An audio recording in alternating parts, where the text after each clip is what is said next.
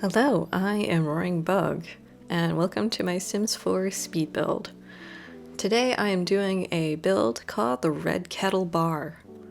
So this is a new year and a new build, and I wanted to build something whimsical and something that anyone can download. So I made this base game Red Tea Kettle, and it's a bar because it's a community lot that I know everyone can download. If you have Get Together, I think this lot would be an excellent cafe. And for those who don't have Get Together, it comes with a feature where you can make cafes, and the cafe lot just comes with a counter where it has a coffee machine, and it has a display of food items that Sims can purchase, like scones, croissants, and other pastries. If you have access to download mods, I would recommend downloading Little Miss Sam's mod, because I think she has one where you can run a cafe.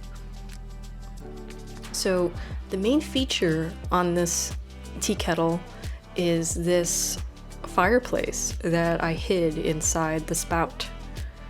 And there's a fireplace on the second floor, so if your sim goes to the second floor, they can light the fireplace, and this tea kettle will have steam animated coming out of it, which I think is the icing on the cake for this tea kettle.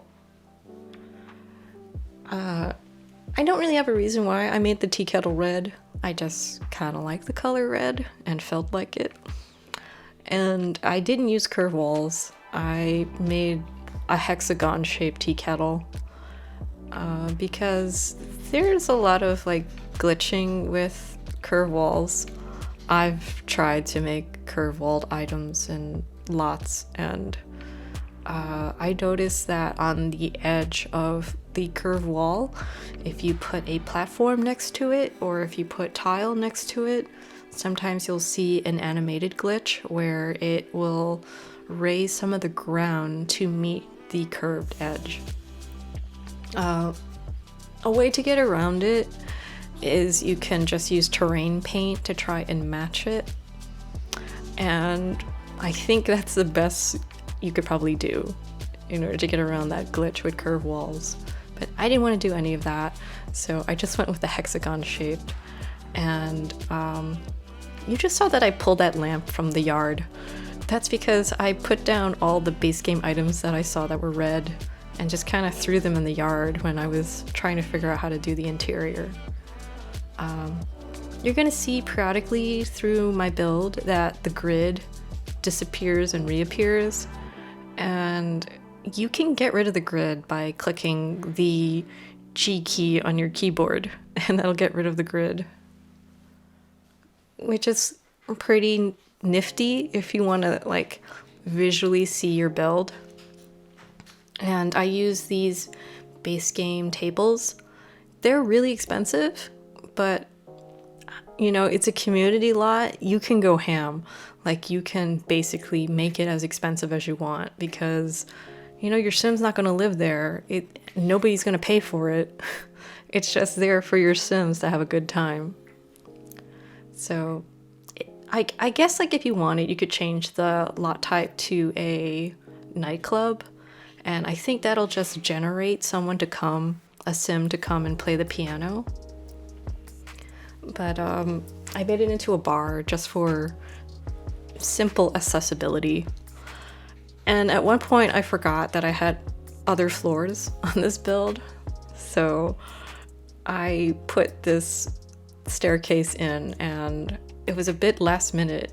It doesn't seem that way because I got it to fit really well, and I inwardly cheered. I was like, yes, I got these stairs to fit right, because I always have a hard time getting stairs to fit. You're seeing me try to figure out what to do with these stairs on the second floor to the third floor. That's because I know that, like, in certain stairways, if they're folded, you can actually overlay them on top of each other. But I did it once, and I couldn't figure out how to do it again. And the second floor is just gonna have 2 bathrooms. And I kept with the red and black theme. And I kept going back to these lanterns. I wanted to use like other light fixtures, but these lanterns are actually really good. Like normally I would put the tiny saucer lights to light up my builds. I think everyone uses them if you play The Sims. Like those little saucer lights are like the best lights in the game. But I did pretty well just using the lanterns only. And I didn't put them in the bathrooms because I wanted drama in the bathrooms, a dramatic effect with lighting. So I used these lightings on the wall, and I just made a whole pillar of light because I thought that would have a really cool, moody look. And I did it like, I think once or twice in another build. And yeah, I just kept it black, and I just put these tall mirrors. And I used these bathroom doors.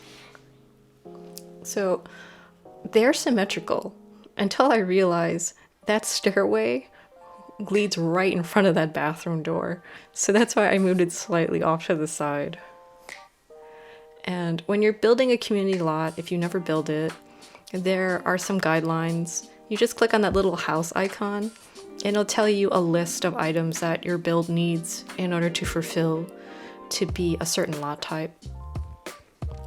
One of the lot requirements for a bar is to have a trash can.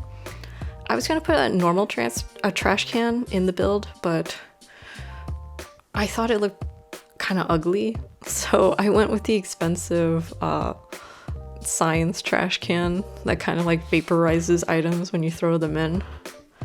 I think the only downside is that, or maybe it's an upside actually, like usually in community builds when a sim is mad, it'll kick over the trash can. And you know, because I built this lot, I would be upset if someone like kicked over a trash can in a community lot I built. But they're not gonna kick over that science trash can that vaporizes trash. But for like your normal house gameplay, that trash can's really good because it gives you 10 simoleons per person in the household. So if you have like a full household of like 8 sims, you're gonna get like 80 simoleons back. And I didn't do too much for the second floor because it's basically the bathroom floor and a lounge area. And yeah, and I use these paintings. Those base game paintings I've never used. Like I've seen them in the base game houses, but I've never consciously decided to use that painting before. And the third floor, because bars require to have a TV, I decided to turn the top floor into a TV room. But I also wanted to double as an actual tea room because I thought it would be ironic that the tea kettle bar would have a tea room. So I was trying to make the third floor look classy because I was like, okay, the rest of the build was pretty modern, but I kind of want the third floor to be a little bit more like, I don't know, like upper crust. More a place where you would raise your pinky when you drink your tea. So I wanted that kind of vibe to be in this top floor.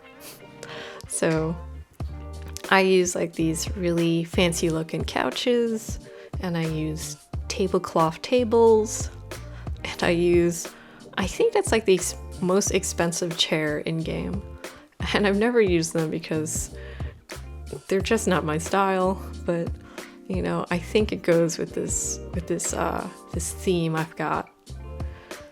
And I decided you might as well have 3 teapots. And I just put these expensive like old-fashioned looking artwork in the tea room. And you know, I just wanted to class up the joint.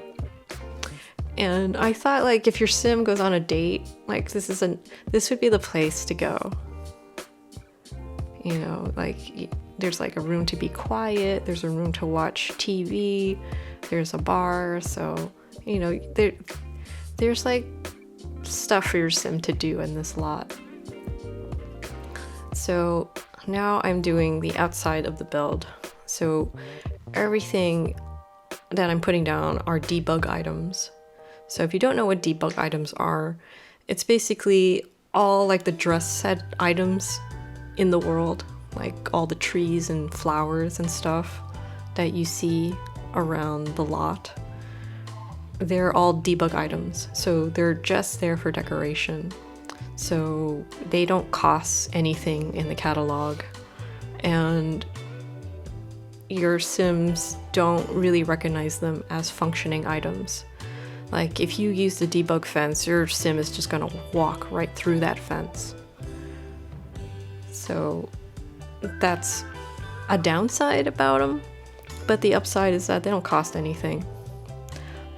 Another downside is that you've got to select every single item that you want, because unlike the regular build and buy catalog, you can't just duplicate an item. By using the eyedropper icon in the top menu bar when you build. And you can't just like search for it, you have to like scroll through the catalog in order to find it. So when I was placing down this light, I realized that those planters are not symmetrical. So I ended up shifting everything around. I spent so much time moving around like all the plants on the outside. And I ended up having like this slight lip of like a little strip of the cement in the front of the build, but I don't think that's such a big deal. I think it defines where the front of the build is, and I think this build kind of needs it because I gave this build a back entrance, and it looks exactly the same more or less as the front. And I put down a second jukebox. So I'm just going through the motions, testing the lighting. So now I'm into my screenshots. So my screenshots are just all around the build, from a top-down point of view, and the cutaway half view of all of the floors. So if you like this build, it's base game only, and it's on the gallery. My gallery ID is roaringbug.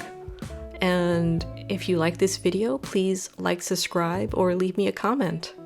Thank you, and goodbye.